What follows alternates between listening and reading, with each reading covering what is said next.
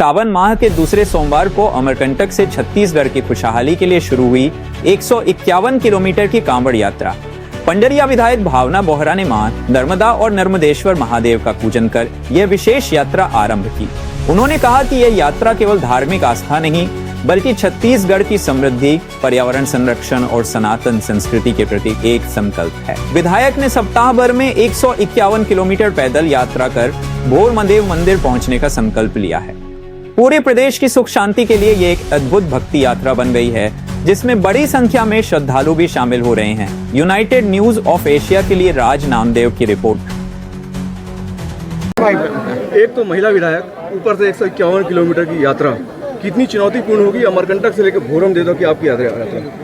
देखिए, चुनौती तो मैं नहीं कहूँगी, ये ज़रूर विश्वास है कि जिस संकल्प को लेकर के हम यहाँ से निकल रहे हैं माता नर्मदा के प्रांगण से, तो माता नर्मदा और भोलेनाथ का आशीर्वाद न सिर्फ मुझ पे बल्कि जितने कांवड़ यात्री हैं और जितनी महिलाएं हैं जो यहाँ से कांवड़ लेकर के निकले, जिनकी श्रद्धा माता नर्मदा में है, सब पे उनका आशीर्वाद माता नर्मदा का मिलता है।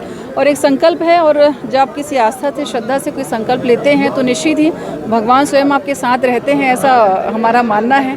तो बहुत खुशी है कि बहुत बड़ी संख्या में आज लोग यहाँ से कांवड़ लेकर के अमरकंटक से और छत्तीसगढ़ हमारे भोरम देव निकलने वाले हैं। अमरकंटक से शुरू से ये आपका जुड़ाव रहा है, यहाँ के आशीर्वाद से विधायक बनी है, अब मंत्री चुकी, छत्तीसगढ़ मंत्री पद का खाली है, तो देखिए, क्या मैंने बार बार ये चीज़ कही है कि श्रद्धा भक्ति का मतलब ये नहीं होता है कि आप स्वयं के लिए कुछ मांगे।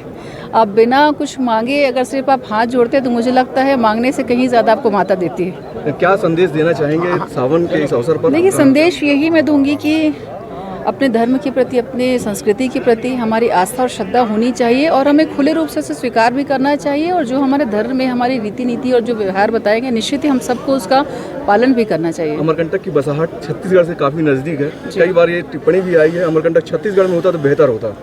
आप कितनी? देखिए, छत्तीसगढ़ हो चाहे मध्य प्रदेश हो चाहे अन्य कोई भी राज्य हो, मुझे लगता है सब भारत का हिस्सा, तो हम सब एक है, उसमें कोई बंटवारे वाली कोई बात नहीं है।